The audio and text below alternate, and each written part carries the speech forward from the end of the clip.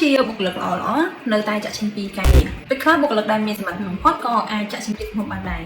ហើយហេតុផលគឺមិនមែនដោយសារតែរឿងប្រាក់ខែទេអញ្ចឹងចង់ដឹងអត់ថាតើហេតុអ្វីបានជាបុគ្គលិកដែលល្អឬមួយក៏បុគ្គលិកផ្សេងទៀតសម្រាប់ចិត្តចាក់ចេញពីការងារទីមួយនោះគឺពួកគេមើលអត់ឃើញពីការរីកចម្រើនបើសិនជាគេនៅក្រុមហ៊ុននឹងបន្តទៀតបុគ្គលិកដែលមានសមត្ថភាពពីច្រើនគឺគេចង់អភិវឌ្ឍខ្លួនរៀនជំនាញថ្មីៗនិងទទួលយកបញ្ហាថ្មីៗប៉ុន្តែបើសិនជារាល់ថ្ងៃនេះពួកគេមានអារម្មណ៍ថាពួកគេធ្វើការងារដដែលហើយអត់មានឱកាសរីកចម្រើនឬមួយក៏ឱកាសឡើងតំណែងពួកគេនឹងស្វែងរកកន្លែងថ្មីមួយទៀតដែលល្អជាងនេះហើយ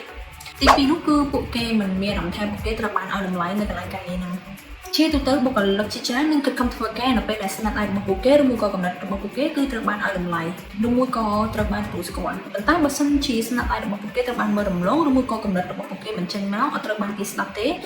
ឬមួយក៏ពួកគេមានអារម្មណ៍ថាខ្លួនឯងមិនសំខាន់អញ្ចឹងកម្លាំងចិត្តនឹងថយចុះតាមនឹងដែរដោយការមានអារម្មណ៍បែបនេះហើយបានជាគេសម្រាប់ចិត្តផ្លាស់ប្ដូរកន្លែងការងារទីពីរនោះគឺការគ្រប់គ្រងពេលខ្លះពួកគេចាក់ចេញគឺដោយសារអ្នកដែលគ្រប់គ្រងរបស់ពួកគេដូចជាខ្វះការគ្រប់គ្រងទំនាក់ទំនងអត់ល្អឬមួយក៏ទទួលបានភាពមិនស្មើគ្នាអញ្ចឹងហេតុផលទាំងអស់នេះហើយក៏អាចឲ្យបុគ្គលិកចាក់ចេញពីក្រុមហ៊ុនមួយនោះបានដែរអញ្ចឹងត្រូវចាំថាបុគ្គលិកគឺមិនមែននៅជាមួយក្រុមហ៊ុនហ្នឹងក៏ដោយសារប្រាក់ខែតែមួយមុខទេគេនៅគឺដោយសារគេទទួលអារម្មណ៍ថាគេត្រូវបានគោរពត្រូវបានឲ្យតម្លៃនិងមើលឃើញអនាគតវែងឆ្ងាយឬមួយក៏រីកចម្រើនជាមួយក្រុមហ៊ុនផងដែរការរក្សាបុគ្គលិកល្អគឺមិនមែនដោយការឲ្យប្រាក់ខែច្រើននោះទេតែគឺជាការបង្កើតកន្លែងការងារមួយដែលអាចធ្វើឲ្យបុគ្គលិកចង់នៅធ្វើការបានយូរឬក៏មិនចង់ចាក់ចេញអញ្ចឹងវីដេអូនេះគឺមានតែប៉ុណ្្នឹងឯងអញ្ចឹង follow page របស់ពួកយើងដើម្បីទទួលបាន tip ថ្មីៗនិងឱកាសការងារច្រើនផងដែរ